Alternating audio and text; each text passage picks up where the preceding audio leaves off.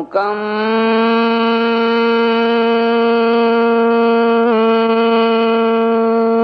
કરોતિ વાચાલં પંગું લંઘયતે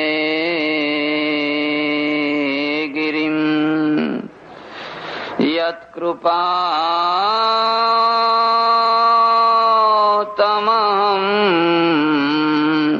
વંદે પરમાનંદમાધવં યસ્યાંકે ચ વિભાતિ ભૂધરસુતા દેવાપગામસ્તકે ભાલે બાલવિધુર્ગલે ચ ગરલં યસ્યોરસી બ્યાલરાટ સોયં ભૂતિ વિભૂષણ સુરવર સર્વાધિપ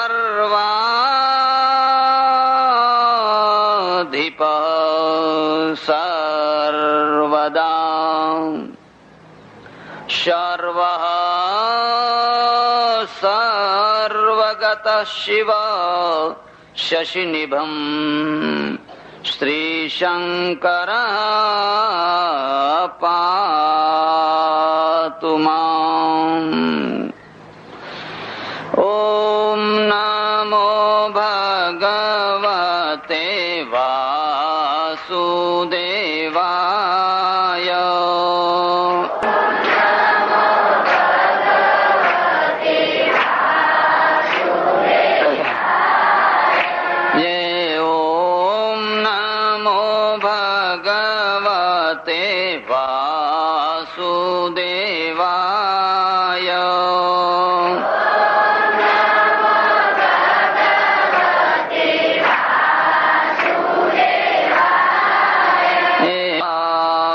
ચંદ્ર ભગવાન કી, ઉમાપતિ મહાદેવ કી, પવન સુત હનુમાન કી, સનાતન ધર્મ કી, સદગુરુ દેવ કી જય. ઉમિયા માત કી. નમઃ પાર્વતી પતે હર હર મહાદેવ હર. વંદનીય સ્વામીજી મહારાજ, માતાઓ, બહેનો અને ધર્માભિલાષી સજ્જનો, શ્રીમદ ભગવદ્ ગીતાના પ્રસંગને શરૂ કરતા પહેલા ભગવદ્ ગીતા કેવી પરિસ્થિતિમાં રચાઈ, કેવી પરિસ્થિતિમાં એનો ઉદ્ભવ થયો, એની ભૂમિકાનો પ્રસંગ ચાલી રહ્યો છે. આગળની વાત સાંભળો એના પહેલા એક મુદ્દાની વાત સાંભળી લેજો. જીવન એટલે ઘટનાનો પ્રવાહ. ઘટનાઓના પ્રવાહનું નામ છે જીવન. જેમ કોઈ સાંકળ હોય, એમાં એક કડીમાં બીજી કડી, બીજી કડીમાં ત્રીજી કડી, ત્રીજી કડીમાં ચોથી કડી, 100, 150 એમ કડીઓ ભેગી થાય તો એનું નામ કહેવાય સાંકળ.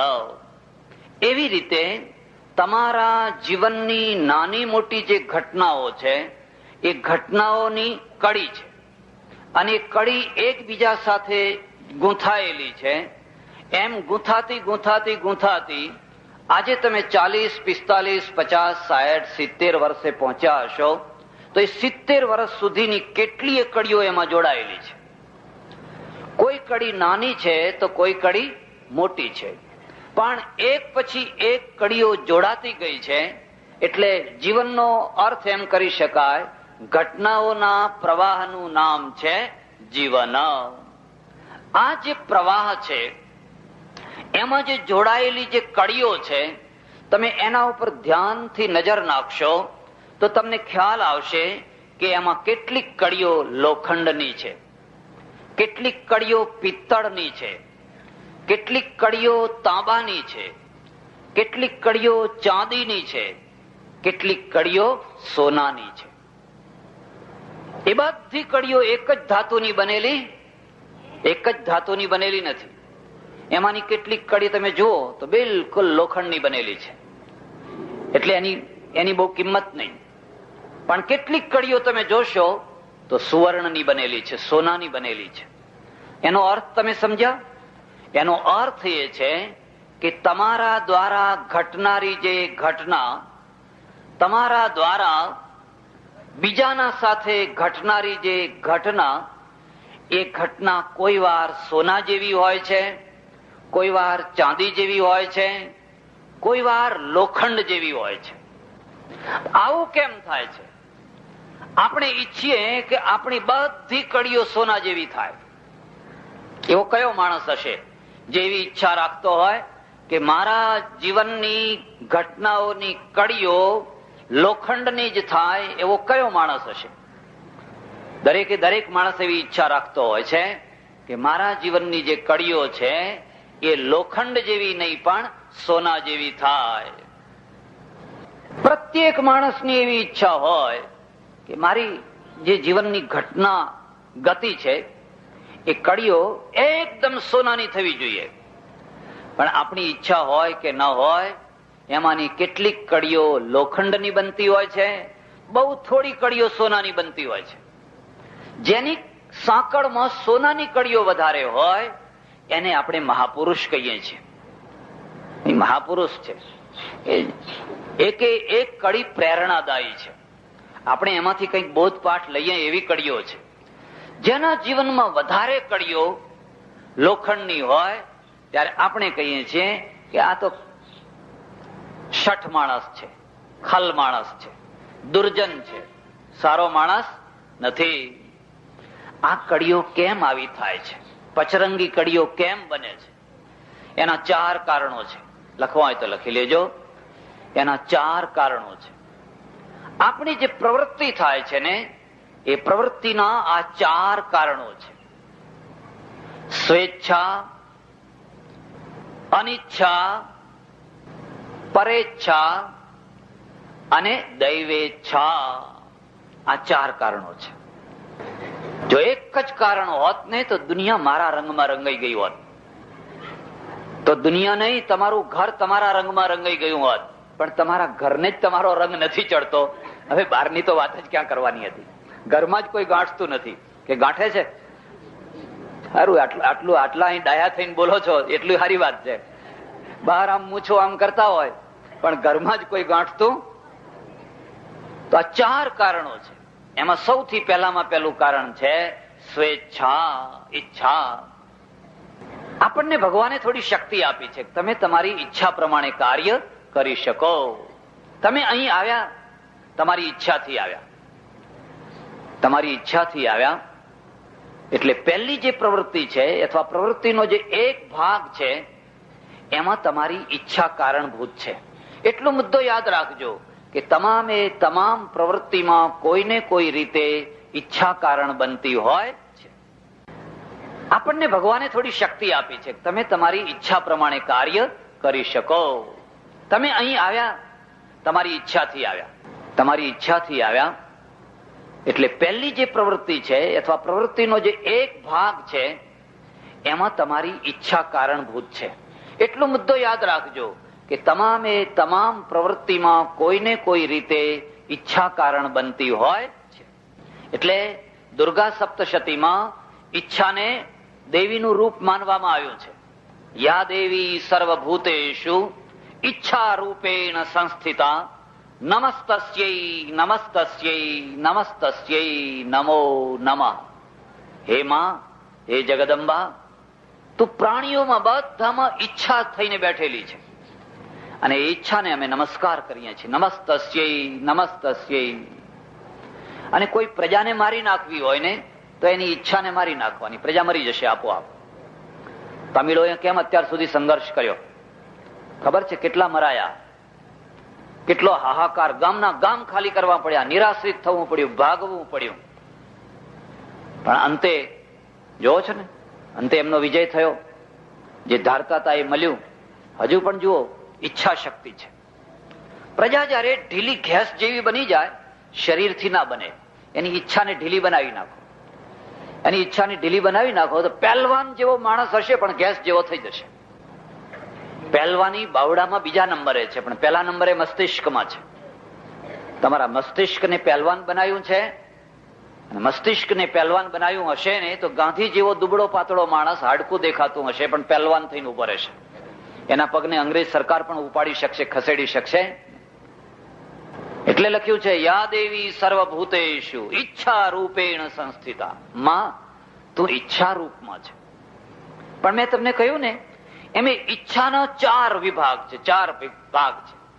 પહેલી સ્વેચ્છા, તમારી ઈચ્છા. પણ પછી બીજી ઈચ્છા આવી અને એનું નામ છે અનિચ્છા. અનિચ્છા.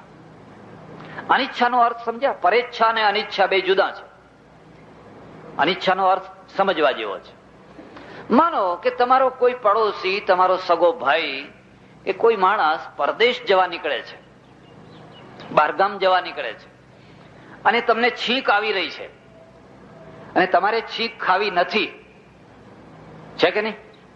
તમારી ઈચ્છા છે કે આ છીંક ખાવી નથી, પણ તમે એને દબાવો દબાવો દબાવો, પણ હક છી થઈ જાય છે કે નથી થઈ જતું? હે? તો કેમ? તમારી ઈચ્છાથી થયું. તમારી ઈચ્છા તો એ છીંકને દબાવવાની હતી, તો તમે કેમ ના દબાવી શક્યા? કારણ કે શરીર અને મનના વેગ છે. નોટ કરજો. કારણ કે શરીર અને મનના વેગ છે. નોટ કરજો. શરીરના વેગ અને મનના વેગ છે. અને એ વેગને રોકી શકવાની સૌની સરખી શક્તિ હોતી નથી. તમારું કોઈ નાક દબાવે, તમે પોતે જ દબાવો, લો, બીજાની વાત જવા દો, પણ તમે કેટલી વાર દબાવી શકો? 15 સેકન્ડ, બહુ તો 20 સેકન્ડ. 20 સેકન્ડ તો બહુ થઈ ગયા, છોડી દેવું પડે. હવે તમારી ઈચ્છા છે કે હું નાક દબાવી જ રાખું, પણ તમે નાકને વધારે ટાઈમ દબાવી શકતા નથી. કેમ? કુદરતી જે પ્રક્રિયા છે ને, એ પ્રક્રિયા પ્રમાણે પ્રાણવાયુ લેવો જ પડે, એટલે તમારે નાક છોડી દેવું. મધ પાછળ પડ્યું હોય, મધ, અને બચવા માટે તમે પાણીમાં ડૂબકી લગાવી દો એટલે પેલું મધ ઉપર ને ઉપર ફર્યા કરે. હવે તમારી તો ઈચ્છા છે કે મારે પાણી ઉપર આવવું, તમારી તો ઈચ્છા છે, પણ ઈચ્છા પૂરી થાય છે ખરી? જ્યાં ગુંગળાવા લાગો છો એટલે પછી નાક બહાર કાઢ્યા વિના રહી શકાતું નથી. કેમ? એ શરીરનો વેગ છે. પ્રાણવાયુ એને જોઈએ જોઈએ ને જોઈએ. કેદી હોય, ખાસ કરીને બીજા દેશમાં રાજકીય કેદી, લશ્કરનો કેદી પકડાયો હોય, એના ઉપર બહુ અત્યાચાર કરવામાં આવે, મારે, જુડે, રીબાવે, વાત કઢાવવા માટે. પછી પાછો કોટડીમાં પૂરી દે, બીજા દિવસે પાછો એને કાઢે. હવે કોટડીમાં પુરાયેલો માણસ ઈચ્છતો હોય કે હું મરી જઉં તો સારું, કારણ કે કાલ થશે ને વળી પાછો મને રીબાવશે, અત્યાચાર મારા ઉપર કરશે. કોઈ સ્ત્રી ઉપર અત્યાચાર કરે, એને એમ થાય કે હું મરી જઉં તો સારું. પણ નાક બંધ કરીને મરી જવાય છે ખરું? હે? લો, આપણે ઈચ્છા કરીએ કે હે હૃદય બંધ પડી જા, જોર કરો તો એ હૃદય બંધ પડે છે ખરું? તમારી કઈ ઈચ્છા ચાલી શકતી? તો હવે હૃદયનો ધડકારો જે થાય છે ને, તમારી ઈચ્છાથી થાય છે? જરા વિચાર કરજો. તમારે આજ કથા સાંભળ્યા પછી તમે નક્કી કર્યું કે હવે કોઈ દિવસ કોઈના ઉપર ક્રોધ કરવો નથી, નક્કી કર્યું. પણ ઘેર જતા જ પેલી ઘરવાળીએ જરા જમવાનું મોડું કર્યું છે, અને એમાંય ન ગમતું શાક ગિલોડાનું લાવીને તમને ખવડાવ્યું છે, અને પેલું ટેમ્પરેચર છે એને તપી ગયું છે. તપી ગયું છે એટલે વાટકી જ છૂટી મારો છે. અને પછી ભાન થાય છે કે અરે, ક્રોધ કરવા ન કરવાનો નિયમ તો મેં આજે જ લીધો છે. હવે આ ક્રોધ કર્યો તો કેમ કર્યો? વિચાર કર્યો? ક્રોધ ઈચ્છાપૂર્વક કર્યો ત્યારે ક્રોધનો આવેગ આવ્યો. અમને બહુ અનુભવ થાય, જો કે તમને થતા હશે, પણ તમને એક જ ઘરના થાય. હવે જે પનારા પડ્યા એ પડ્યા, પણ અમારે તો રોજ નવા નવા ઘેર જમવાનું થાય, એટલે પછી જાત જાતના અનુભવ થાય. પણ એ અનુભવ અમે અહીં માઇક ઉપર આવીને કહી દઈએ, કોઈનું નામ ના લઈએ. પછી ગભરાશો નહીં, કોઈનું નામ ના લઈએ, પણ કહી દઈએ એટલે લોકોને ખબર પડે.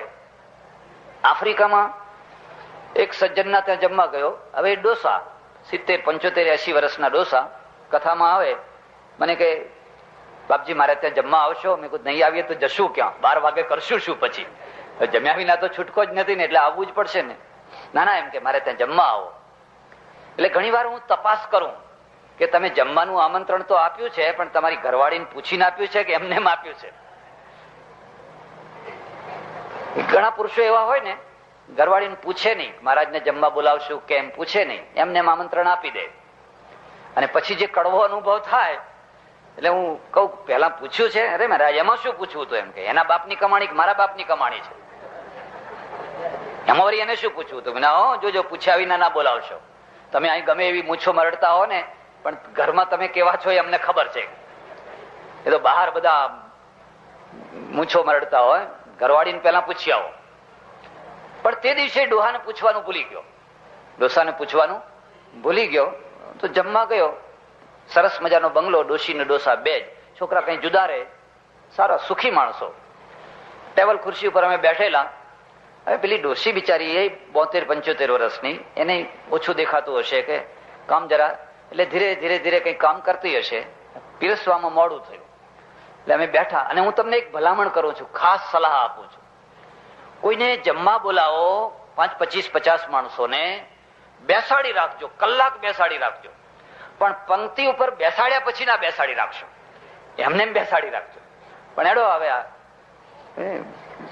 પતરાડા મૂકી દીધા પછી ના બેસાડી રાખશો, પછી તો પીરસવા જ માંડજો, નહીં તો દીવાનખાનામાં તમારે જોઈએ એટલા બેસાડી રાખજો. હવે અહીં થાળી મૂકી ગઈ છે, વાટકી મૂકી ગઈ છે, બધું મૂકી ગયું છે, પણ પેલા બેન અંદરથી પીરસવા આવતા નથી. એટલે થોડો ડોસો છે ને, એ થોડી વારે આમ રસોડા સામે જોવે છે, થોડી વારે રસોડા સામે જોવે છે. એટલે હું સમજી ગયો કે ડોસાને ઉતાવળ છે, અને ઉતાવળ તો મારે છે ને, કારણ કે ભાણા ઉપર બેઠા પછી ધીરજ રાખવી, એમને એમ બેસાડી રાખો તો વાંધો નહીં. જરાક વધારે વાર થઈ અને ડોસાનો પિત્તો છૂટ્યો. એ લખડી, એનું નામ લક્ષ્મી. એ બાઈનું નામ લક્ષ્મી હશે, પણ આપણે જયારે આપણા અસલ રૂપમાં આવીએ ને ત્યારે નામ પણ બદલી નાખીએ છીએ. બદલી નાખીએ છીએ કે નથી બદલી નાખીએ? એ લખડી ક્યાં મરી ગઈ? એટલે પેલી બિચારી 72 વર્ષની લખડી, હવે એ 4 છોકરાની માં છે, 3 છોકરીની માં છે, એ ફાંફડી ઉતાવળી જે હતું એ લઈને આવી. એ કે છે મારા રૂબરૂ જ કે છે, નથી મરી ગઈ, હજુ તો જીવતી છું, તમારું 12મું ખાઈને મરીશ. મેં કહ્યું કઈ સત્સંગ ચાલી રહ્યો છે, કઈ સત્સંગ ચાલી રહ્યો છે. આ મારી રૂબરૂમાં આવો સત્સંગ ચાલી રહ્યો છે, ત્યારે મારી ગેરહાજરીમાં કેવો ચાલતો હશે. મેં કીધું ચાલો આપણે આને મારા મનમાં સમજ્યો કે આને આપણે 12મું જ સમજી લો ને, હવે આ 12મું જ જમવા આવ્યા છીએ એમ સમજી લો. એટલે બિચારી પેલી લક્ષ્મીબાઈ હતી, એને પીરસ્યું બધું. એટલે ડોસોય સમજી ગયો. અને એક બીજી વાત કહું છું તમને, જો કે કહેવા જેવી નથી, પણ કહું છું, ક્રોધનું મારણ ક્રોધ છે. જો લકડી ચૂપ રહી હોત ને, દબાઈ ગઈ હોત ને, તો ડોસો વધારે ગરમ થવાનો હતો. પણ લકડીએ 12માની વાત કરી એટલે ડોહો દબાઈ ગયો. એ સમજી ગયો કે હવે જો વધારે બોલીશ તો આ બાપજીના રૂબરૂમાં વળી પાછું કઈક 13મું કરી નાખશે. એટલે પીરસ્યું, અને પીરસીને પછી પેલી લક્ષ્મીબેન છે ને, એ પાછું રસોડામાં જવા લાગી ને, એટલે ડોસો આમ નીચે, ચશ્મા ને મોટા મોતિયાના, નીચે કદાચ જોયા નહીં હોય, ગમે એમ હોય. એટલે હું બેઠો અધ્યયન કર્યા કરું ડોશીન ડોહાના. આ 72 વર્ષ જિંદગીના કાઢ્યા કેવી રીતે હશે? હમણે આખી જિંદગી આને આ કર્યું હશે કે બીજું કઈ કર્યું હશે? એટલે લક્ષ્મીએ મારી સામે જોયું, ડોશીમાએ મારી સામે જોયું, એટલે એને એમ લાગ્યું કે આ મહારાજ કઈક ભાવથી મારા સામું જોઈ રહ્યા છે. એટલે પેલા ડોસા સામું જોઈ અને આમ કરીને જઈએ, સમજ્યા ને? ડોસાની નજર ના પડી, એની નજર તો નીચે હતી. પણ હું સમજી ગયો કે બરાબર છે, દાંપત્ય સારું મળ્યું છે. દાંપત્ય કોઈ તીર્થયાત્રામાં ગયા હોય અને પ્રતિજ્ઞા કરવા જેવું છે કે હે ભગવાન 7 જન્મ સુધી આ પતિ મળજો ને 7 જન્મ સુધી આ ક્રોધ નથી કરવો, પણ નથી કરવો છતાંય થઈ જાય છે, એને વેગ કહેવાય. એનું નામ શું કહેવાય? વેગ કહેવાય. 5મો અધ્યાય ભગવદ ગીતા. શક્નોતિ હૈવય સોઢુમ પ્રાક શરીર વિમોક્ષણાત કામ ક્રોધોદ્ભવમ વેગમ સયુક્ત સુખી નરઃ. બહુ સુંદર શ્લોક લખ્યો છે. અર્જુન, શરીર છોડતા પહેલા શક્નોતિ હૈવય સોઢુમ પ્રાક શરીર વિમોક્ષણાત. શરીર છોડ્યા પછી શું આપણે વાત કરવાના આવે પછી ખબર નહીં, પણ પ્રાક શરીર વિમોક્ષણાત, શરીરને છોડતા પહેલા જે કામ ક્રોધોદ્ભવમ વેગમ શક્નોતિ, એના અંદરથી ઉઠનારા જે વંટોળિયા છે, જે વેગ છે, જે આંધીઓ છે, એ આંધીઓને જે રોકી શકે છે, સયુક્ત એને તું યોગી સમજજે. સસુખી નરઃ, એના જેવો દુનિયામાં બીજો કોઈ સુખી માણસ હશે? સયુક્ત સુખી નરઃ, એના જેવો બીજો કોઈ સુખી માણસ નહીં હોય. એટલે આપણે ઘણી વાર અનિચ્છાએ પણ કંઈક ને કંઈક નાના મોટા કાર્ય કરી બેસતા હોઈએ છીએ. ધ્યાન દેજો. આ જે વેગ છે એ જેમ નબળી કડીઓ જોડનારા બનતા હોય છે, એમ કેટલીક વાર સબળી કડીઓ પણ જોડનારા બનતા હોય છે. બે છે. માત્ર કામનો વેગ, ક્રોધનો વેગ જ નથી હોતો, દયાનો વેગ પણ હોય છે, કરુણાનો વેગ પણ હોય છે, ઉદારતાનો વેગ પણ હોય છે.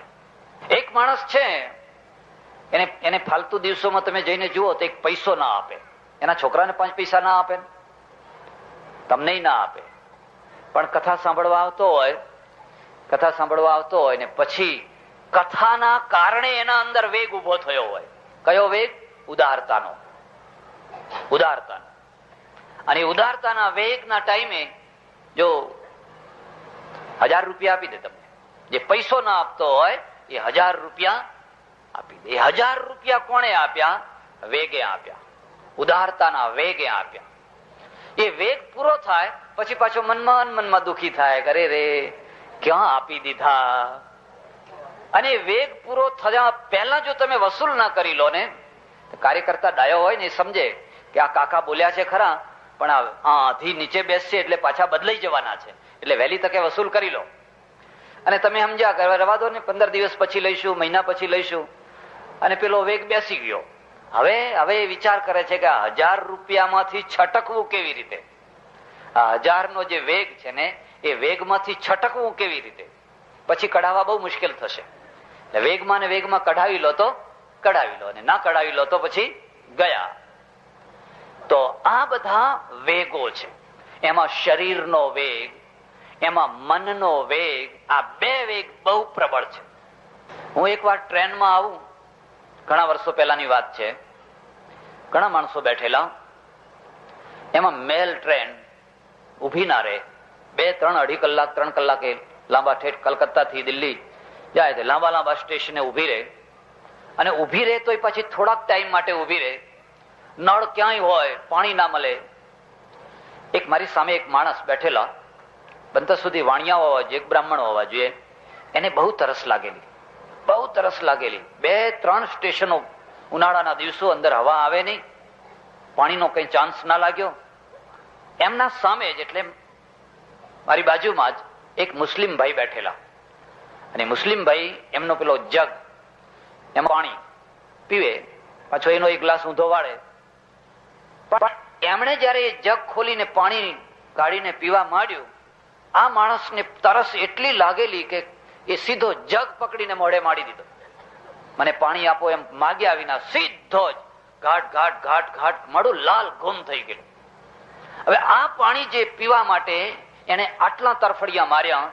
કેમ માર્યા? તૃષાનો વેગ. ખ્યાલ આવે છે? તૃષાનો વેગ. એમ ઘણીવાર ભૂખનો વેગ હોય. એ તો દરેકને થાય ને, સારું છે કે તમે તો સવારે નાસ્તો કરો, પછી બપોરે જમો, પછી સાંજે જમો, પણ કોઈ વાર જાત્રા કરવા જાઓ ને, જાત્રા કરવા, અને જાત્રા કરવાની વાત જવા દો ને. જાત્રા કરવા જાઓ ને એટલે તમને માણસના અસલ રૂપની ખબર પડે. 5, 25, 50 માણસો ભેગા હોય ને, પહેલા તો બસની સીટ ઉપર બેસવા માટે જ લડે. હે મારે અહીં બારી આગળ બેસવું તો તું બેસી ગઈ, તું બેસી ગયો, લડા ચાલતું હોય. આમ ઘરમાં ડાયા ડમરા હોય, તમે ઘરમાં જાઓ તો બહુ સારા બહુ ભલા હોય, પણ બસમાં એવી લડાઈ કરે. આ મને પાછળ બેસાડ્યો, કુદાકુદ થાય છે. અમે કઈ ઓછા પૈસા ભર્યા છે, પેલા કઈ વધારે પૈસા ભર્યા છે? એકવાર કાઢી તો જુઓ, તમને ખબર પડે. પછી ધર્મશાળામાં જાય એટલે કેટલાક માણસો એવા હોશિયાર હોય ને કે પહેલા ઉતરીને સારામાં સારી જગ્યા રોકી આવે, આમ પગ પગ ફેલાવીને હુઈ ગયા હોય. એટલે જેટલી જગ્યા રોકાય એટલી રોકી દો. પેલા પાછળ આવે પડે ચૂલામાં, એમને જે થવું હોય. રાણીબા જાત્રા કરવા નીકળ્યા છે કે એમ રમત વાત છે. વધારેમાં વધારે જગ્યા કેમ રોકવી? પાછા સાંજ પડે ને ભજને ગાતા હોય, આ તો પંખીડાનો મેળો, કોઈ આજ જશે કોઈ. હવે એવા પાછું ભજને ગાતા હોય. અને ધર્મશાળામાં પાછી હવે રહેવાની હોય રાત, પણ અડધી ધર્મશાળા રોકી લીધી હોય. અહીં પેટી મૂકી હોય, અહીં બચકું મૂક્યું હોય, અહીં ફલાણું મૂક્યું હોય, ફલાણું મૂક્યું હોય. જયારે ડોળા કાઢો ત્યારે હરખા રહે, નહીં તો એમને એમ સરખા રહે. અને પછી એથી વધારે આગળ ચાલીએ ત્યારે શું, તો ડબ્બો લાયા હોય, પેલો ભાતાનો ડબ્બો હોય ને એ લાવ્યા હોય. એ કેટલાક માણસો એવા હોય કે જાણી કરીને જ વધારે લાવ્યા હોય. ખોલે એટલે લો, તમે લો, મને આપે, બીજાને આપે, એમ આપે, વેચે. કેટલાક એવા હોય પાછા. કેટલાક એવા હોય કે વિચાર કરે કે હમણાં ડબ્બો ખોલશું તો વેચવું પડશે, એના કરતા હેડો આમ એક તરફ હેડો, કોઈ ના હોય ત્યાં એક તરફ. એટલે એક તરફ બેસીને ચૂપચાપ ખાય. અને ચૂપચાપ ખાવાનો ટાઈમ ના મળ્યો હોય, બસ ચાલ ચાલ ચાલ ચાલ ચાલ ચાલ બસ કરતી હોય. હવે વિચાર કરો, ભૂખ લાગી હોય અને બસ તો હમણાં ઉભી રહેવાની ના હોય. હવે કરવું તો શું કરવું? એટલે પછી શું કરે કે આજુબાજુ માણસો બેઠા હોય ને, 2-3 બેઠા હોય, એમની નજર આમ થાય એટલે ધીરે રહીને ખાઈ લે. પાછા આમ ડાયા ડમરા થઈ જાય, આમ ધીરે રહીને ખાઈ લે.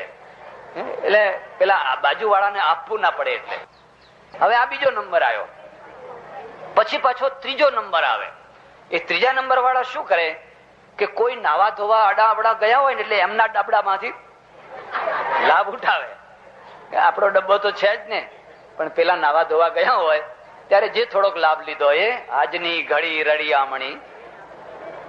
હવે અમે એકવાર જાત્રાએ ગયા. આ તો હું તમને ખાનગીમાં કહું છું, કોઈને કહેતા નહીં. આખો ડબ્બો અને ડબ્બામાં ખાના. એટલે અમે બેઠેલા બધા, એમાં એક આંખવાળા ડોહા, એક આંખવાળા ડોહા એમણે મને આવીને કહ્યું ખાનગીમાં મને કે મહારાજ, પેલો ડોહો છે ને તે જમતી વખતે લાડવો ચોરે છે. મેં કહ્યું તમારી દ્રષ્ટિ આવીને આવી રહી? એ જાત્રા કરવા આવ્યો છે, એને બિચારાને સંતાન નથી, કોઈ પાછળ ખાનારું નથી, પૈસાદાર માણસ છે, ડોશી ડોહો બે જાત્રા કરવા આવ્યા છે, અને એને લાડવો ચોરવાની શી જરૂર હોય? પણ કે બાપજી સાચી વાત છે, મેં નજરે જોયું છે કે લાડવો ચોરે છે. તો મેં તો એને દબડાવી દીધો. હવે બન્યું એવું કે કાશીનું રેલવે સ્ટેશન, અને કાશીના રેલવે સ્ટેશન ઉપર ડબ્બો પડેલો, અને બપોરનો ટાઈમ એટલે બધા કોઈ પાટિયા ઉપર સુતેલા, કોઈ આમ સુતેલા, કોઈ બેઠેલા, કોઈ વાતો કરે, કોઈ કંઈ કરે.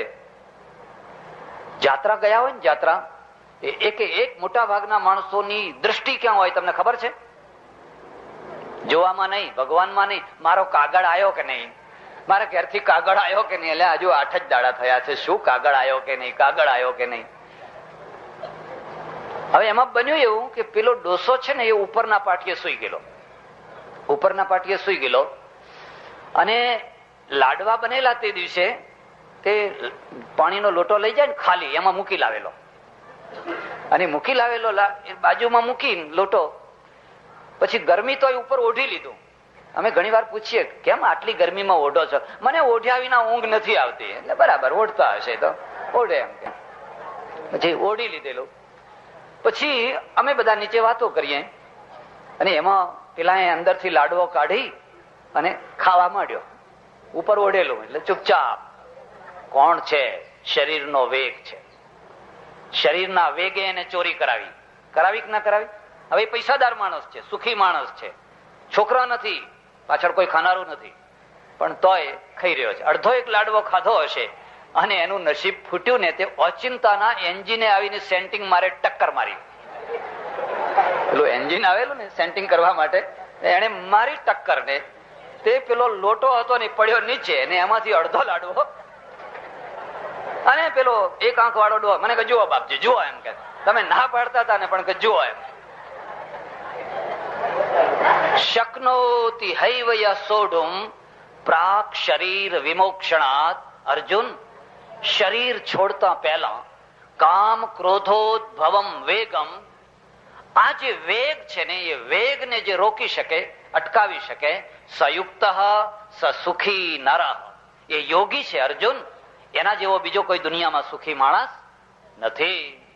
એટલે આ શરીરના, ભૂખના, તૃષાના એ બધા વેગ છે, અને એ વેગને માણસ અમુક લિમિટ સુધી રોકી શકે.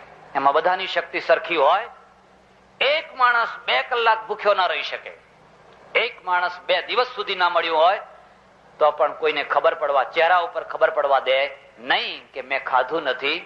તો પેલો 2 કલાક નથી રોકી શકતો, પેલો 2 દિવસ સુધી કોઈને ફરિયાદ કરતો નથી. પણ શરીરના વેગ કરતા મનના વેગ બહુ જબરા છે. ધ્યાન દેજો. શરીરનો વેગ કેટલો, તમે દોડો તો કેટલું દોડી શકો? 4 કિલોમીટરની ઝડપે, 5 કિલોમીટરની ઝડપે, 6 કિલોમીટરની ઝડપે દોડે તો કેટલું દોડી શકે? પણ બહુ કઈ વધારે દોડી શકે.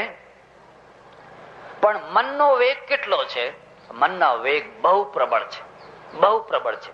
અને વેગના મૂળમાં લાગણી છે, વેગના મૂળમાં લાગણી છે. અને એવો વેગ જયારે મનમાં આંધી થઈને ઉઠે ત્યારે મનને આધીન શરીર છે.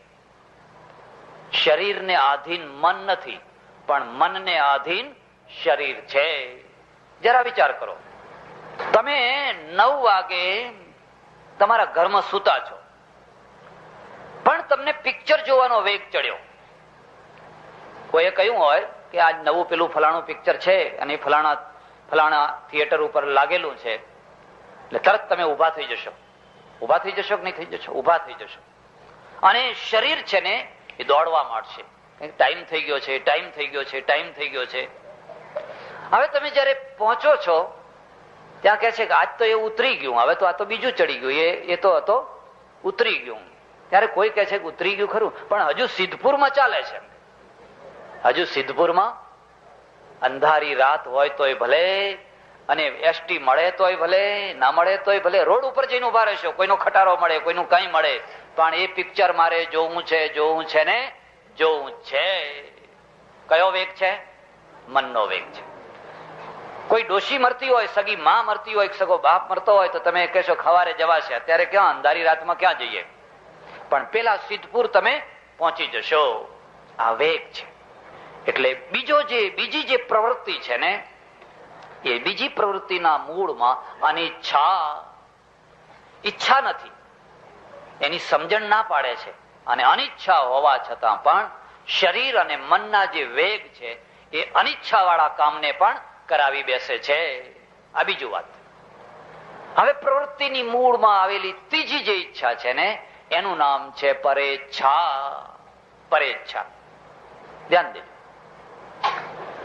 તમે મહેમાન ગતિએ ગયા, મળવા ગયા, ચા પી પીને થાક્યા છો. આ તો બધો વ્યવહાર એટલે વ્યવહાર. અને વ્યવહાર એટલે શું કે આખી લાઈનમાં બધા સગા રહેતા હોય એટલે દરેકના ઘેર રકાબી ચા પીવી પડે. હોય કાળી મેશ પાછી, એટલે દવા પીવી સારી, એના કરતા દવા પીવી સારી. પણ હવે કરવું શું? પેલાય શું? પેલાય કઈ પ્રેમથી નથી પીવડાવતા, પણ અહીંયા આવ્યા, હવે આયા એટલે તો હવે નહીં પીવડાવીએ તો કહેશે જો પાણી, ચાનું પાણીએ નતું પૂછ્યું. એટલે આ તો વ્યવહાર છે, ને વ્યવહાર પૂરો કરવા માટે હાથ પકડીને લઈ જાય છે.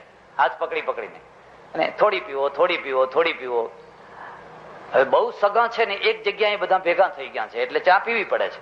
હવે એ જે ચા પીવો છો એ સ્વેચ્છાથી પીવો છો, ત્યારે વેગથી પીવો છો. અંદર તો શરીર ના પાડે છે ઉલટી થશે, હવે તો ઉલટી થશે, હવે પીવી. ત્યારે હવે કેમ પીવો છો? પરેચ્છા. પરેચ્છા, પારકી ઈચ્છાથી પીવી પડે છે. મારે ઘણી વાર દબાણમાં આવવું પડે. શરબત પીવું પડશે, ફલાણું પીવું પડશે, ફલાણું પીવું પડશે, મહારાજ વધારે નહીં તો આટલું કંઈક પીવું પડશે. એકવાર ફરતા ફરતા એક મઠમાં જવાનું થયું. અમારે દરબારિયા મઠ હોય ને, દરબાર ગામ મળ્યા હોય, દરબાર હોય. પછી બિચારા આજે સાધુ પરંપરા ઓછી થઈ ગઈ હોય ને પેલી દરબારી પરંપરા વધી ગઈ હોય, એટલે એમના ત્યાં તો સવારથી સાંજ સુધી કસુંબ જ ચાલતો હોય, અફીણ હોય પડ્યું હોય. અને એ એમની શોભા પાછી, ગૌરવ. જો એ ના કરે તો ગૌરવ ઘટી જાય. શું હાવ આવી ગયા છો, ખલાસ થઈ ગયા છો. બધા અમે બીજા પણ સાથે 5, 7, 10 માણસો હતા, એકબીજા મહાત્મા હતા. એટલે કસુંબો શરૂ થયો, ચાંદીની વાટકી, અને ચાંદીની વાટકીની અંદર અફીણ, અને સોડી પાછી ચાંદીની, હો, બધું જ ચાંદીનું. અને એક માણસ છે, એક ચાંદીની વાટકીમાં આમ કસુંબા રંગ જેવો બધું કરી આમ હથેળી કરે તો હથેળી એવડી મોટી એમને ટેવ પડી ગઈ કે આટલું બધું પાણી રહે એમાં, થોડુંક નહીં, આમ એને આટલું ના ઢળે. આમ લઈને એક ભાઈ પાસે ગયા, એટલે એમણે તો ઘાટ દઈને આમ પાછું પોતાના રૂમાલથી લૂખી નાખ્યું પાછું. આ એક ખાસ શીખવા જેવી વાત છે. વ્યસની માણસો હોય ને એમને નાત જાતનો બાદ આવતો જોજો. તમારે ચલમ ફૂંકનારા હોય ને બધા એક બહુ તો કપડું બદલે. એક માણસે વળી મને નવું શાસ્ત્ર શીખવાડ્યું, મને કે વાંકી ચલમ અભડાય, ઉભી ના અભડાય. એમ આ ક્યાંથી મને કે વાંકી ચલમ ના પીવાય. એ કઈ જાતનું શાસ્ત્ર, આ ક્યાં લખ્યું છે? કે ના મહારાજ તમને ખબર ના પડે, ઉભી ના અભડાય. એમ કે વાંકી ચલમ, એમાં કપડું બદલી નાખવાનું, હવનું કપડું જુદું હોય. અમારે બાજુમાં એક જગ્યા છે, એ ગાંજો બહુ પીવે ત્યાં લોકો, અને બધા ભેગા થાય. સાંજ પડે, હવે તો બંધ થઈ ગયું છે, બધા ભેગા થાય. મહારાજ બેઠા હોય અને બધા એમના અનુયાયીઓ, ભક્તો બધા, એમાં હિન્દુ હોય, મુસલમાન હોય, વાણિયા હોય, ફલાણા હોય, પટેલ હોય, બધી જ જાતના બધા માણસો બેઠા હોય.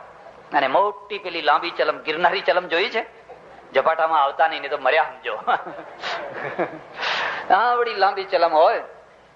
એક પાછો પેલો ચેલો હોય, એનું કામ જ એ હોય ગુંડી બનાવીને ભર્યા કરવાનું. એનું કામ જ એ હોય ને એનો સ્પેશિયાલિસ્ટ જોઈએ, તમને ના આવડે એ બધું. એ ભરીને તૈયાર કરે. એટલે એક બીજો માણસ હોય, એ સ્ટાર્ટ કરનારો, એને શરૂ કરનારો હોય. સ્ટાર્ટ કરવામાં વધારે ગાલ ખેંચવા પડે. આમ વધારે ખેંચીને બરાબર તૈયાર કરે એટલે મહારાજને આપે. મહારાજ પીવે, પછી બીજા પીવે, પછી ત્રીજા પીવે, મુસલમાન પીવે, હિન્દુ પીવે, વાણિયા પીવે, બ્રાહ્મણ પીવે. કોઈ વાર હું ત્યાંથી નીકળું, મને એમના ઉપર પ્રેમ થાય. મને એમ થાય કે આ લોકો ગાંજો પીવે છે, વ્યસની છે, અને છતાંય જેટલી એકતાથી હળી મળીને રહે છે, અમે વગર ગાંજો પીધે એટલી એકતાથી નથી રહેતા. અમારા તો શિંગડા લડી મળે કે આ સ્વામિનારાયણનું ટીલું કર્યું છે, આ વૈષ્ણવનું ટીલું કર્યું છે, આ ફલાણો ધર્મ પાડે છે, આ ફલાણો ધર્મ પાડે છે. એક સાથે નહીં બેસીએ. પેલા બધા એક થઈને રહે છે, એમની પાસેથી શીખવાનું છે. એટલે પરેચ્છા પેલું અફીણ છે ને, એ અફીણ પેલા મારા સાથે એક બીજા મહારાજ હતા ને, એ બિચારા પીવે નહીં, પણ એમની આગળ આમ હાથ કર્યો ને એટલે એ ગટગટાવી ગયા. પાછું આમ લુખી નાખ્યું આમ. પછી મારી પાસે આયા. મેં કહ્યું ભાઈ હું તો નથી પીતો. પણ કે ના, આ બાપુ નથી પીતા, પણ આ તો બાપુનો હાથ રાખવો પડે, આ બાપુનો માન રાખવું પડે. મેં કહ્યું બરાબર છે, પણ ભાઈ મને તો આ ટેવ, હું કદાડો પીધું નહીં, અને પીવે મારો દુશ્મન. અફીણ કોણ પીવે? હે? પણ એ તો વધારે ને વધારે નજીક હાથ લાવે. હા કે ના ચાલે, પીવું જ પડશે, પીવું જ પડશે. પછી ખબર નહીં ક્યાંથી એ વખતે હનુમાન આવી ગયા અંદર. કોઈ વાર તમારામાં આવતા હશે, ખબર નહીં ક્યાંથી હનુમાન આવી ગયા ને જોરથી આમ હાથ માર્યો ને ફેંકી દીધો. હાથનું બધું અફીણ ઢોળી ગયું, બધાનો ચહેરા એકદમ પડી ગયા. તો અપમાન કર્યું. એમ કે આ તો મહારાજનું અપમાન થઈ ગયું. મેં કહ્યું જુઓ ભાઈ, આમાં અપમાન બપમાન કશું નથી, પણ જે માણસ ના પીતો હોય એને તમે આ રવાડે ચડાવીને એનું જીવન બરબાદ કરો છો. બને તો છોડો, ના છોડે તો કઈ નહીં, પણ જે નથી પીતા એને તો ના શીખવાડો. એક દિવસ તમે પીવડાવશો, 2 દિવસ પીવડાવશો, પછી એ ગોલરા ઉકાળીને હાડકાં દેખાશે, એનું જીવન તો બરબાદ થઈ જશે. ઉઠીને ચાલતો થયો, મારે નથી રહેવું અહીંયા. ના મહારાજ એમ કે બેસો કઈ નહીં, વાંધો નહીં, કઈ વાંધો નહીં. હવે તમે જે વ્યસન કરો છો, એટલે આવું કરો છો, એમાં શું કારણ હોય છે? પરેચ્છા, સ્વેચ્છા નહીં, અનિચ્છા નહીં, પણ પરેચ્છા. જિંદગીમાં કેટલી પરીક્ષાઓને આધીન થવું પડતું હોય છે. મેં મહારાજ આગળ માઇક મૂક્યું, બોલો બોલો, પણ એ પરીક્ષાને આધીન ના થયા. તમે ગમે એમ બોલો ને, આપણે જે છીએ એ અને આધીન થઈને બોલ્યા હોત તો એ કેવી રીતે બોલ્યા હોત? પરીક્ષા બોલ્યા ને. હવે હું એમના ત્યાં જઉં ત્યારે મને દબાણ કરે છે, મારે પરીક્ષાને આધીન થઈ જવું પડે છે, મારે થઈ જવું પડે છે. હું એટલો કાચો કહેવાઉં, એટલો દુર્બળ કહેવાઉં, એ વધારે મક્કમ કહેવાય. આપણે ઈચ્છીએ કે ના ઈચ્છીએ, આપણા ઉપર પરીક્ષાઓનો પ્રભાવ હોય છે ને હોય છે. કેટલીક વાર કલ્યાણકારી પણ હોય છે કે નથી હોતી? છોકરાને ભણવું નથી, નિશાળમાં જવાનું ગમતું નથી, પણ બાપ એને મોકલે છે, તમાચો મારીને મોકલે છે, માં એને મોકલે છે. તો હવે ઈચ્છાથી ભણે છે કે પરીક્ષાથી? પરીક્ષાથી. પણ મોટો થાય છે ત્યારે શું કે છે? ભલું થજો, મારા બાપનું ભલું થજો, તો મને તમાચો મારીને પણ ભણાવ્યો. તો એ પરીક્ષા કલ્યાણકારી થઈ કે નથી? એ પરીક્ષા કલ્યાણકારી થઈ. ઘણી વાર એવું બનતું હોય છે કે દીકરી કે દીકરો કુવામાં પડવા તૈયાર થયો હોય, એની ઈચ્છા તો કુવામાં પડવાની હોય, પણ મા બાપ કે કોઈ હોય એને રોકે અને રોકે, અટકાવે. હવે એ અટકવું એને ના ગમે, પણ એ રોકાઈ ગયા પછી ભાન આવે ત્યારે ખ્યાલ થાય કે આમાં મારું કલ્યાણ થયું કે ના થયું. એમ કેટલીક વાર પરીક્ષા કલ્યાણકારી પણ બનતી હોય છે. કોની કલ્યાણકારી બનતી હોય છે? ગુરુજનોની, વડીલોની, હિતેચ્છુઓની, જે તમારા માટે હિત ઈચ્છતા હોય. એટલે ભગવાને ખાસ શબ્દ મૂકેલો છે, હું જો અર્જુન તારો મિત્ર છું, સખા છું, સુહૃદશ્ચૈવ, અને હું તારો સુહૃદ છું, સખાએ છું અને સુહૃદ પણ છું. યાદ રાખજો, સખા એટલે મિત્ર, એટલે ઘણી વાર વ્યાખ્યા કરીશ, પણ આજે એક જ વ્યાખ્યા કરું છું. જે તમારું હિત કરવા માટે તૈયાર રહે. એક, તમારા અહિતને જે જોઈ ન શકે, હિત કરવા માટે તૈયાર રહે, એ 50% મિત્ર. પણ તમારા અહિતને ન જોઈ શકે, એ 100% મિત્ર. ઘણી વાર એવા મિત્રો હોય, તમને 100-200 મદદ કરે, 500 મદદ કરે, એ બધું કરે, પણ તમારું અહિત થતું હોય, કોઈ અહિત કરતું હોય, કોઈ કરે અને તમારું ભૂંડું કરનારો હોય એની સાથે જઈને બાખડે, તમારી ગેરહાજરીમાં એની સામે જઈને ઉભો રહે, ખબરદાર જો એના માટે કઈ બોલ્યો તો, જો કશું કર્યું તો પોતાનો જાન આપી દે, એ 100% મિત્ર છે. પણ એક સુહૃદ હોય, સખા સુહૃદશ્ચૈવ, અને સુહૃદ નો અર્થ શું થાય? એની પાસે પૈસો ન હોય, તાકાત ન હોય, કશું ન હોય, પણ તમારું ભલું કરવા માટેની સતત લાગણીઓ હોય. આ મુદ્દો યાદ રાખજો. એનું હૃદય છે ને, એ તમારું ભલું ઈચ્છતું હોય. સુહૃદશ્ચૈવ, એને એમ થતું હોય કે આનું ભલું થાય, આનું ભલું, આનું કઈ બગડે નહીં, આનું કઈ બગડે નહીં. એનું હૃદય તમારા માટે ઝંખતું હોય, રડતું હોય, એટલે એને સુહૃદ કહેવાય.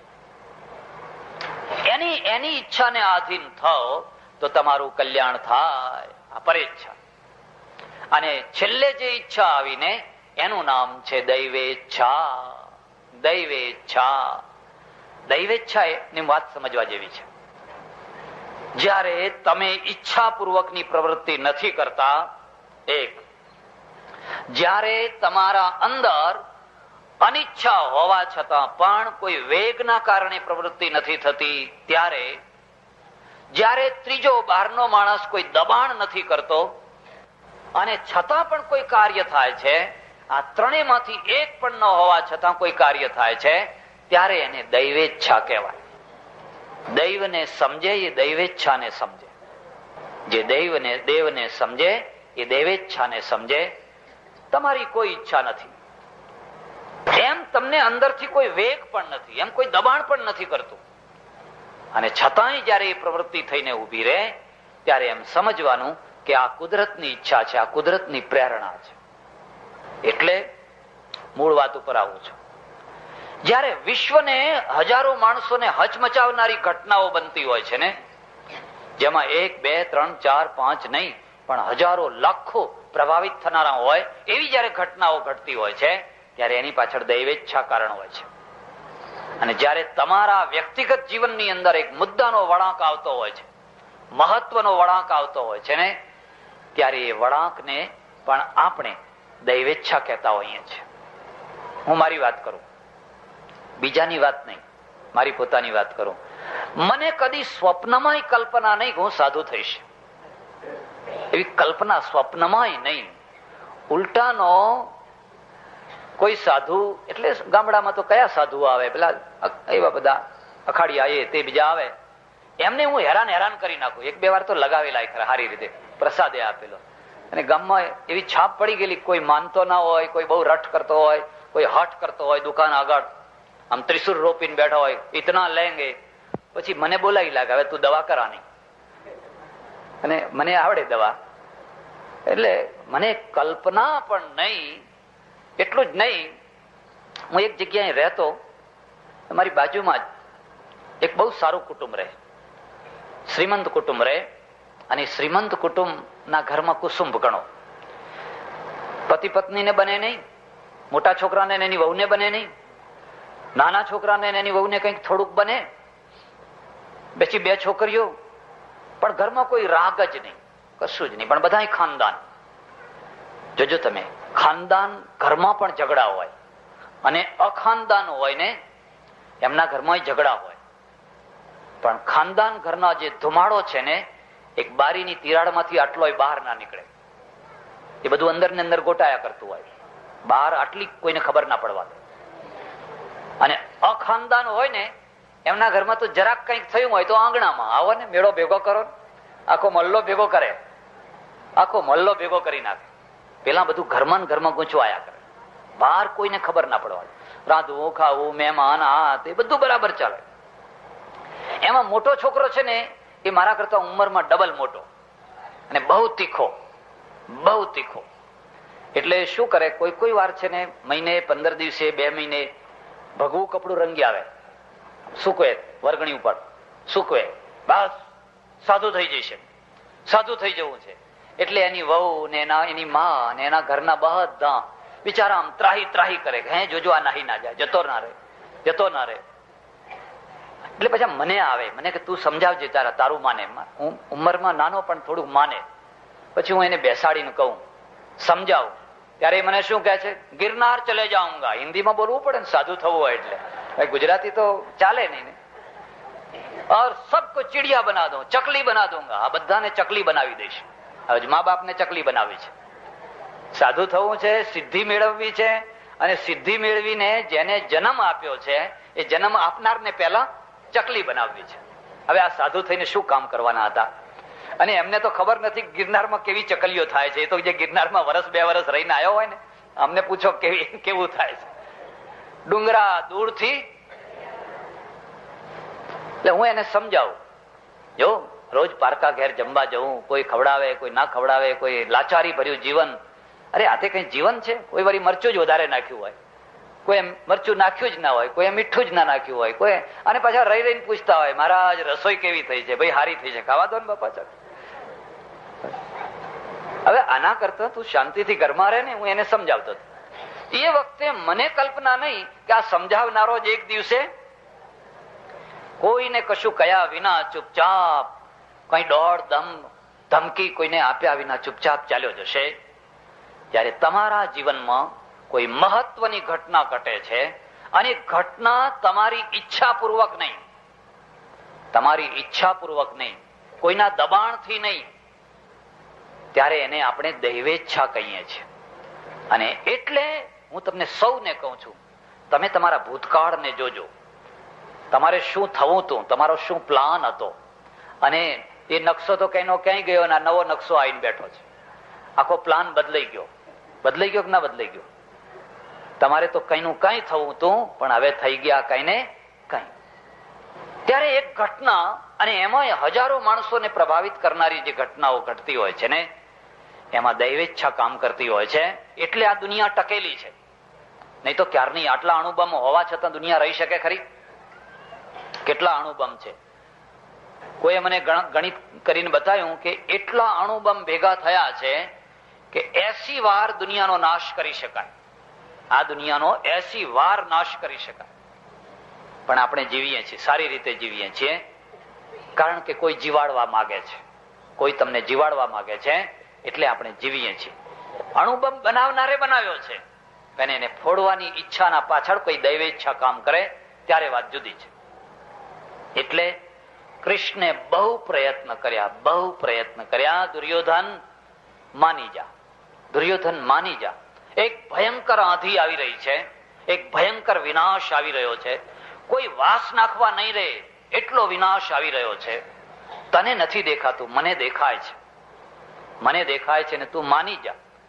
આ તારા ભાઈઓ છે એને 5 ગામ આપ, વધારે નહીં પણ 5 ગામ આપ, કારણ કે એક બહુ મોટો વિનાશ થવાનો છે. કેટલા વિદ્વાનો, કેટલા પંડિતો, કેટલા સેનાપતિઓ, કેટલા રાજાઓ, કેટલા રાજકુમારો, કેટલા યોદ્ધાઓ નાશ થઈ જશે અને વિધવાઓ થઈ જશે. ચારે તરફ વિધવાઓ, વિધવાઓ, વિધવાઓ, અનાથ બાળકો, એક બહુ મોટો અનર્થ થવાનો છે, તું માની જા. પણ પેલો શું કે છે? સુચ્યગ્રે નૈવ દાસ્યામિ વિના યુદ્ધેન કેશવ. એક 100 ની અણી જેટલી ભૂમિ પણ હું યુદ્ધ વિના આપવાનો નથી. હવે શું કરશો? હવે શું કરશો? વિચાર કરો. તમે કૃષ્ણની જગ્યાએ હોવ તો શું કરો?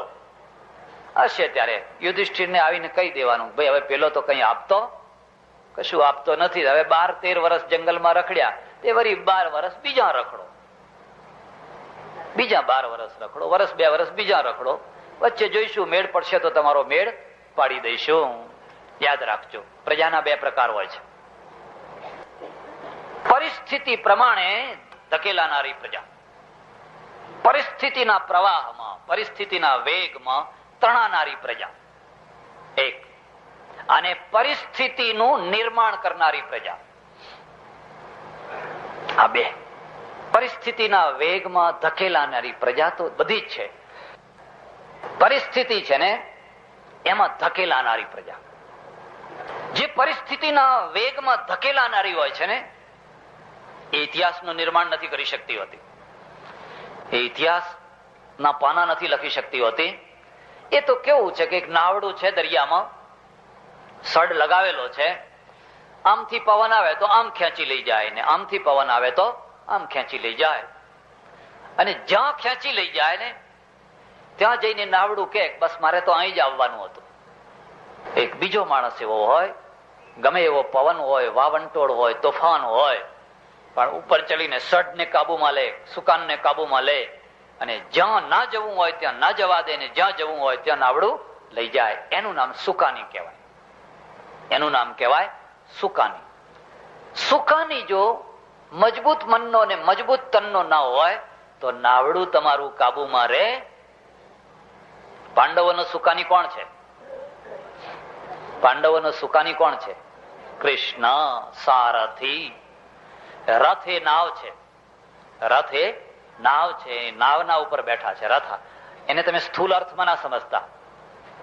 હવે સારથીનું કામ તો નોકર ચાકર કરે, ભગવાનને એવી જગ્યાએ બેહાડાતા હશે, પણ એ સારથીનો અર્થ એવો ના સમજતા કે ખરેખર રથ હાંકનાર હતા. સારથીનો અર્થ છે દોરનાર, સલાહ આપનાર, પ્રેરણા આપનાર, દિશા બતાવનાર. ચાલવું તમારે, પણ દિશા એ બતાવે, અને મક્કમ દિશા બતાવે કે આ દિશાએ હવે ચાલવાનું જ છે. ગમે તો ગમે એમ થઈ જાય, પણ આ દિશાએ ચાલવાનું જ છે. તો હવે તમારા આગળ 2 વિકલ્પો છે કૃષ્ણના આગળ, યા તો શરણાગતિ, યા તો પછી સંઘર્ષ. શરણાગતિ પરિસ્થિતિને આધીન થનારી પ્રજા, સંઘર્ષ પરિસ્થિતિને મચક નહીં આપનારી પ્રજા. આ 2 પ્રજાઓ હોય છે અને એના ઇતિહાસ હોય છે. ગુરુ ગોવિંદસિંહ થયા, નામ ખબર છે ને? શીખોના 10મા ગુરુ ગુરુ ગોવિંદસિંહ થયા. જીવન ચરિત્ર વાંચજો, જીવન ચરિત્ર વાંચજો, તમારા રોમ ઉભા થઈ જશે. એટલા યુદ્ધો કર્યા, એટલા યુદ્ધો કર્યા, એટલા યુદ્ધો કર્યા. સૌથી પહેલું જે યુદ્ધ કર્યું ને 22 રાજાઓ સાથે, અને 22 હિન્દુ રાજાઓ, મુસલમાનો સાથે નહીં, મુસલમાનો સાથે પછી લડ્યા.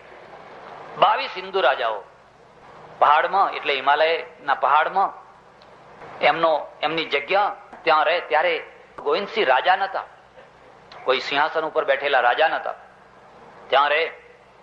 અને આજુબાજુ પહાડના નાના મોટા 22 રાજાઓ આમના વિરોધી થયા. એમાં જે રાજાની ભૂમિમાં એ રહે, એક પહાડ ઉપર રહે, એ રાજાને થયું કે હવે આને ગમે એમ કરીને કચરવો છે, એટલે નિમિત્ત ઉભું કરો. નિમિત્ત ઉભું કર્યું. કાબુલના કોઈ એમના અનુયાયી એમને એક તંબુ આપેલો, અને એટલો સરસ તંબુ આપેલો, મખમલનો બનાવેલો, ઝુમ્મરો બુમ્મરો મહેલ જેવો. એ તંબુ માંગ્યો, મારે દીકરા દીકરીના કઈ લગ્ન છે તો તમારો તંબુ મને આપો. એટલે એમણે કહ્યું, ભાઈ આ તંબુ તો ભક્તનો આપેલો છે, એ તંબુ હું બીજા કોઈને આપું, અને આજે એકને આપું એટલે કાલ બીજો માગે, કાલ ત્રીજો માગે, કાલ ચોથો માગે, એ તંબુ નહીં આપું. એમાંથી થઈ લડાઈ શરૂ થઈ. 22 રાજાઓએ લશ્કર લાઈને સામે ગોઠવી દીધો. એ મહારાજની પાસે 500 સાધુઓ હતા, ઉદાસીન સાધુઓ. ઉદાસીન હોય ને, અખાડિયા કાળા કપડા પહેરે અને મસ્ત પહેલવાન જેવા હોય. 500 સાધુઓ હતા. એમણે જોયું કે આ તો લડાઈ થશે ને, આમાં તો મરવાનું થશે. તો ગુરુજી ક્યાં બાત હૈ, જાત્રા કરને જાના હૈ. રોજ બદામ વાટી વાટીને શરબત પીતા હતા, રોજ ચખાચખ ખાતા હતા, અને હવે જયારે મરવાનો દિવસ આવ્યો તો 4 ધામ જાત્રા કરને જાના હૈ. એ ગુરુએ કે આ રસ્તો પડ્યો, જાઓ. એટલે 500 જતા રહ્યા. યાદ રાખજો, જેના ઉપર તમે ભરોસો રાખ્યો હશે ને, એ જ માણસ તમને ખરા ટાઈમે દગો દેશે. એ જ માણસ તમને ખરા ટાઈમે દગો દેશે. પછી 500 પઠાણો હતા એમના લશ્કરમાં. 500 માણસ પઠાણોએ શું કર્યું, પેલા રાજાઓ સાથે મળી ગયા, ફૂટી ગયા, અને રાજાઓ સાથે અંદર સંધિ કરી લીધી કે આ ગુરુ જો હારે તો એમનો જે કેમ્પ છે ને એ લૂંટવાનો હક અમને લૂંટવાનો હક. રાજા તમે લૂંટી લેજો ને બધું. લૂંટવાનું એટલે બધું જ લૂંટવાનું, પૈસો અને સ્ત્રીઓ લૂંટવાની. એ જમાનો હતો જયારે સ્ત્રીઓ એક લૂંટનો માલ કહેવાતી, જેના જે હાથમાં 2, 4, 5, 10 આવે એ લૂંટી લેવાની. એટલે પઠાણો ફૂટી ગયેલા. હવે આ 22 રાજાઓ સામે લડવું કેવી રીતે? પરિસ્થિતિ શું કહે છે? શરણાગતિ કહે છે કે નથી કહેતી? પરિસ્થિતિ તો કહે છે કે શરણાગત થઈ જાઓ, માફી માગી લો, ક્ષમા માગી લો, તંબુ આપી દો, વાત પતી જાય. મચક ના આપી. અને એમણે કહ્યું યુદ્ધ કરશો.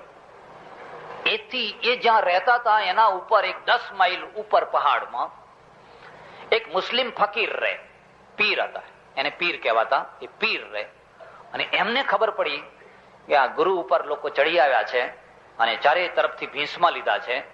એમના માણસો લઈને મદદે આવ્યા. જુઓ, જેની કલ્પના નથી એ મદદે આવ્યા. અને જે રોજ માલપુઆ ખાતા હતા એ જાત્રા કરવા ગયા. ગુરુજી જાત્રા કરને જાના હે, એ જાત્રા કરવા ઉપડી ગયા.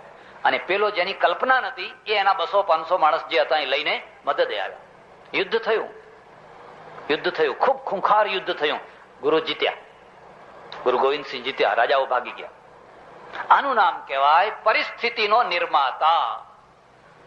પરિસ્થિતિ તો શરણાગતિની છે, આમાં કોઈ બીજો રસ્તો દેખાતો પણ કેટલાક માણસો છે ને એ માંસ અને ચામડાનું શરીર લઈને નથી આવ્યા હોતા, પણ પોલાદનું શરીર લઈને આવ્યા હોય છે, અને પોલાદનું મન લઈને આવ્યા હોય છે. અને એમને લોખંડી પુરુષ કહેવાય. એટલે વલ્લભભાઈને લોખંડી પુરુષ લોકો કહેતા. પછી કોઈ લોખંડી પુરુષ જોઈએ એવો થયો? હમણાં તો ઘણા પુરુષો છે, પણ લોખંડી પુરુષ જોવે એવા દેખાતા એ લોખંડી પુરુષ કહેવાય. એટલે કૃષ્ણના સામે 2 જ રસ્તા હતા. યા તો શરણાગત થઈ જાઓ, યા તો સંઘર્ષ કરો. અને જે પ્રજા સંઘર્ષની ક્ષમતા નથી રાખતી હોતી, સંઘર્ષ નથી કરી શકતી હોતી, બસ એ હંમેશા ટેક્સેબલ પ્રજા હોય છે. એ તો પરાધીન થઈને જીવનારી પ્રજા. વ્યાપાર કરીએ, લૂંટી જજો ગંજ બજારમાંથી આવીને જે થોડું ઘણું પણ રે એ અમારું. પેલું મધમાખી છે ને, મધપૂડો તૈયાર કરે, પેલો આઈ નીચોઈ જાય, બણબણ બધી ભેગી થઈને થોડીક વાર બણબણ કરે, વળી પાછો મધપૂડો બીજી બનાવવાનો શરૂ કરે. વળી 6 મહિના 12 મહિના મધપૂડો તૈયાર થાય એટલે પેલો એક દિવસમાં આવીને લૂંટી જાય, વળી પાછી બણબણ કરે. ટેક્સેબલ પ્રજા છે ને, એને જયારે કોઈ લૂંટી જાય, કોઈ મારે, કોઈ પજવે, ત્યારે બધા ભેગા થઈને બણબણ કરે, બધા બોલ કરે. પણ એકેને રસ્તો ના સૂજે કે આનો રસ્તો શું કરવો છે. રોવે, કૂટે, આ કરે તે કરે. 15 દાડા મહિનો થાય એટલે થોડીક કળ વળે એટલે વળી પાછું મધ ભરવાનું શરૂ. હતું એનું એ પાછું મધ પૂડો શરૂ કરે. એટલે વળી પાછું 6 વર્ષે 2 વર્ષે 12 વર્ષે વળી પાછો એક આવીને નીચોઈ જાય બધું. પણ એમ ઇતિહાસમાંથી બોધપાઠ ના લે કે આ બણબણ કરવાનો કોઈ અર્થ છે? સામા થાવ ને, સંઘર્ષ કરો ને, આવનારને ખબર પડે એટલે કૃષ્ણ પ્રજાના ઘડવૈયા છે, અને પ્રજાના ઘડવૈયા છે એટલે એમણે કહી દીધું, દુર્યોધન, જો તું શાંતિથી નિર્ણય ના કરી શકતો હોય તો હું તને યુદ્ધ માટેનું આમંત્રણ આપું છું. યુદ્ધના મેદાનમાં આવી જજે, હું યુદ્ધ માટેનું તને આમંત્રણ આપું છું. ઘણા લોકો આજે પણ ગીતાની ટીકા કરતા હોય છે. ભારતના 3 રોગ છે, લખવા હોય તો લખી લેજો. હિન્દુ પ્રજાને 3 રોગ વળગ્યા છે. એક એને રોગ, જે પહેલો રોગ વળગ્યો છે ને, વર્ણ વ્યવસ્થાનો વળગ્યો છે, જેમાં તમારો કદી સરવાળો જ ના થાય, બાદબાકી જ બાદબાકી, બાદબાકી જ બાદબાકી થાય. કે પેલાને માર્યો, કોને માર્યો? કોને માર્યો? તો કે ઘાંચીને માર્યો. અરે માગતો તો એમ કે, માગતો તો એમ કે, સારું. પછી 2-4 દિવસ પછી માર્યો. કોને માર્યો? તો કે બ્રાહ્મણને માર્યો. એ ઠીક છે એમ કે. પછી 8મા દિવસે ખબર આવે કોને માર્યો? તો પટેલને માર્યો. હિન્દુ કોઈ નથી, કોઈ ઘાંચી છે, કોઈ બ્રાહ્મણ છે, કોઈ પટેલ છે, કોઈ કઈ છે, કોઈ કઈ છે, પણ હિન્દુ કોઈ નથી. તો હિન્દુ કોણ છે? બાદબાકી જ બાદબાકી. સરવાળો થતો, સરવાળો થાય તો તમારો જય થાય, પણ સરવાળો નથી થતો. અને એટલે આપણે ચૂંટણીમાં ચૂથાઈ મરીએ છીએ. આખા દેશમાં દશા બેસી ગઈ છે. ગમે તેવો ખરાબમાં ખરાબ માણસ હોય ને, પણ મારી નાતનો ચૂંટાવો જોઈએ. ખરાબમાં ખરાબ ભલે રહ્યો, પણ મારી નાતનો આવવો જોઈએ. હવે તો રીતસરની નાતવાર ચૂંટણી, કોમવાર ચૂંટણી થઈ ગઈ છે. લાયક માણસ બિચારો ઘરે બેસી રહે. લાયક માણસ તો કદી આવી જ ન શકે. હવે અલાયક માણસો ભેગા થયા હોય, 500 હોય કે 200 હોય કે 250 હોય, એમનું કામ છે અમને તમે ફ્લેટ આપો, અમને તમે પ્લોટ આપો, અમે આંગળી ઊંચી કરશું, તમારે જે કરવું હોય એ. એમનું તો એમનો દોષ નથી. એમની તાકાત કેટલી, એમની ક્ષમતા કેટલી, એ કઈ અંગત નથી. બધા ભેગા થયા, પગ રોપીને ઉભા રાખા, ખોટું થઈ છે અને નહીં થવા દઈએ. આ દશા બેઠી છે. એટલે 3 મોટા રોગ છે, 3. એક તો તમારી બાદબાકી કરાવી નાખનાર વર્ણ વ્યવસ્થા છે. બીજો જે રોગ છે ને, એ ઈચ્છા શક્તિને મંદ પાડી નાખનારી ફિલોસોફી છે. તમારી ઈચ્છાને મારી નાખે. કાલ મરી જવું છે, કેટલા દિવસ જીવવું છે, કાલ મરી જવું છે, શું કરવું છે, શા માટે? હવે અડધો રોટલો ખાઈને બેસી રહો ને ભાઈ. આ બધો ઉત્પાદ કરીને શું કરવા? સિકંદરની એક કથા આવે છે ને, આપણા માણસો બહુ ચગાવીને બોલે છે. સિકંદરને કોઈએ પૂછ્યું, ક્યાં નીકળ્યા છો? દુનિયા જીતવા માટે. પહેલા તો ફલાણો દેશ જીતીશ, પછી ફલાણો દેશ જીતીશ, પછી ફલાણો દેશ જીતીશ, પછી ફલાણો દેશ જીતીશ, પછી કે શાંતિથી રહીશ. તો હમણાં જ શાંતિથી રહો ને. આ બધા દેશ જીતવાના પડતા મૂકો ને, હમણાં જ શાંતિથી રહો ને. એ સારું થયું કે એને એ ઉપદેશની અસર ના થઈ. અને એ ઉપદેશની જો એને અસર થઈ હોત ને, તો એના દેશને એ સાચવી ના શક્યો હોત. એના પોતાના દેશને એ સાચવી શક્યો હોત. રક્ષા માટેનું ઉત્તમમાં ઉત્તમ સાધન આક્રમણ છે. નોટ કરજો. ઘરમાં બેસી રહેવાથી રક્ષા ના થાય. તમારા કિલ્લા સુધી, તમારા બારણા સુધી કોઈ ચડી આવે અને પછી તમે બારણા બંધ કરીને અંદર બેઠા બેઠા કંઈક રક્ષણના પ્રયત્ન કરો, એ તો મરવાના ધંધા છે. રક્ષા માટેની ઉત્તમમાં ઉત્તમ સાધન આક્રમણ છે. એ આક્રમણ કરે એના પહેલા એના ઉપર દાવો બોલી દો. એટલે ઇઝરાયલ જીવતું છે. ઇઝરાયલ રાહ જોઈ નથી બેસતું તમે મારી બોર્ડર ઉપર આવો, થોડુંક લડો, પછી હું કંઈક કરું. તો ક્યારનું ખતમ થઈ ગયું હોત. પણ એને ગંધ આવે કે એના એરપોર્ટ ઉપર કંઈક આગુ પાછું થઈ રહ્યું છે, એની ટેન્કો આગી પાછી થઈ રહી છે, એટલે ઉપડતાને હુમલો કરી દેવાનો, તૂટી પડવાનો. એટલે એ કોઈની દયાથી નથી જીવતું. કોઈની કૃપાથી જીવે છે, કોઈની દયાથી જીવે છે, ખુમારીથી જીવે છે, ખુમારીથી જીવે છે. પણ તમારા મગજમાંથી આ વાત કાઢી નાખવામાં આવે અને શાંતિ શાંતિ શાંતિ બેસાડી દેવામાં આવે એટલે ખલાસ, તમે તો મરેલા જ છો. તમે કોઈ સિકંદર પેદા નહીં કરી શકો, કારણ કે તમે તો શાંતિ માટેના માણસ છો. સિકંદર શાંતિ માટે નીકળ્યો હતો, કોલંબસ શાંતિ લેવા નીકળ્યો હતો, વાસ્કોડી ગામા શાંતિ શોધવા નીકળ્યો હતો, નેપોલિયન શાંતિ માટે નીકળ્યો હતો. અને જે શાંતિ માટે નીકળે છે એને શાંતિ નથી મળતી. સંતાઈ જજો ને, કોઈ ગુફામાં જઈને બેસજો ને. શાંતિ કોને મળે છે? જે અશાંતિના સામે ટક્કર લે છે એને, જે અશાંતિના સામે જઈને બાથ પડે છે એને શાંતિ મળે છે. અને એ હજારોને શાંતિ આપે છે. રામે બાથ ભળી કે ના ભરી? સીતાનું હરણ થયું. હવે રામ વિચાર કરે આવડી મોટી લંકાનો આવડો મોટો રાજા, જેને દેવતાઓ કબજે કરેલા છે, એના સાથે જઈને બાથ ભીડવી એક સ્ત્રી માટે? હવે આવી તો કેટલીય સીતાઓ છે, એક મરી એટલે બીજી, પણ એક સ્ત્રી માટે આટલું મોટું યુદ્ધ કરવું એ બરાબર નહીં. કેટલાના પ્રાણ જોખમાશે, વિચાર કરો. આ એ વિચાર છે કે નહીં? અને રામે લંકા ઉપર ચડાઈ ના કરી હોત, બીજી સીતા તો મળી જ જવાની હતી ને. અહીં ઉત્તર ગુજરાતમાં તમારે પાટીદાર નહીં, એક મરે એટલે બીજી. એમાં કેટલાક લોકોને તો પાછું ઉપરથી પેઠણ લીટી આવે. અમારે ચડોતરમાં તો ઉપરથી હજુ એનું મળદું પૂરું બળ્યું ના હોય ત્યાં તો પેલા બીજા રૂપિયો આપનારા તૈયાર જ હોય. જો છટકી ના જાય, પછી બીજા કોઈના રૂપિયો આપનારા તૈયાર જ હોય. તો પરિણામ શું આવ્યું હોત? જો વિચાર કરો. તો શાંતિ મળી હોત, પણ સ્મશાનની શાંતિ હોત. પછી રાવણનું રાજ્ય એકલા લંકા સુધી ના રહ્યું હોત, અયોધ્યા સુધી ફેલાઈ ગયું હોત. એ રાવણ એકલા લંકામાં જ બેસી ના રહ્યો હોત, પણ રાવણનો ડંકો ઠેઠ અયોધ્યા સુધી પહોંચી ગયો હોત.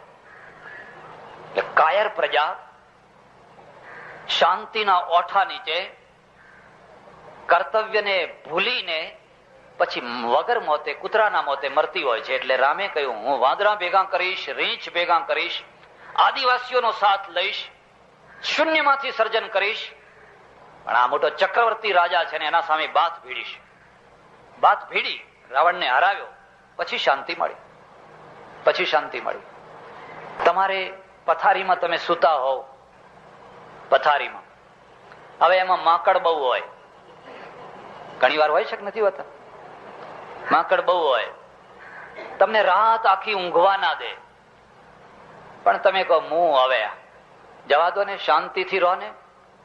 એટલે તમને શાંતિથી ઊંઘવા દે ખરા? હવે તમારે શાંતિથી ઊંઘવું હોય તો શું કરવાનું? તડકે નાખો ગોદડું,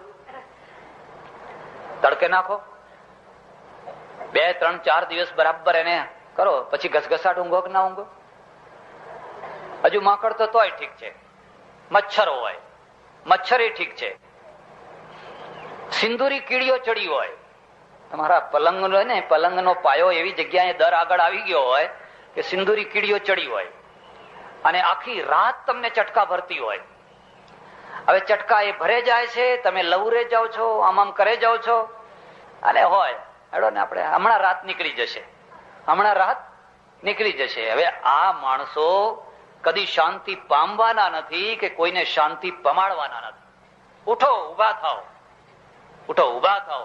સિંદૂરી કીડીઓ જ્યાંથી આવે છે ને એનું દર બંધ કરો, પલંગને ઝપટી નાખો, એક કીડી ના રહે એવી વ્યવસ્થા કરો. પછી તમે ઊંઘો, તમારા પછી તમારો દીકરો ઊંઘે, એના પછી એનો દીકરો ઊંઘે, ઘસઘસાટ. પણ સિંદૂરી કીડીઓ રહેવા દો, એને ચાલુ રહેવા દો. અને પછી આમ રોજ હેડો ને હમણાં રાત વીતી જશે, હેડો ને હમણાં રાત વીતી જશે, મરો હવે. આ માણસ કદી શાંતિ પ્રાપ્ત કરી શકે? ત્યારે શાંતિ કોને પ્રાપ્ત થાય? જે અશાંતિને દબાવે એને શાંતિ પ્રાપ્ત. એટલે આપણા એક દેવ છે, એ દેવનું નામ શું છે? હનુમાન. કૃષ્ણ કનૈયા, રામચંદ્ર ભગવાન, ઉમાપતિ મહાદેવ, પવન સુત હનુમાન, સનાતન ધર્મ કી, સદગુરુ દેવ કી જય, ઉમિયા માત કી જય. નમઃ પાર્વતી પતે, હર હર મહાદેવ.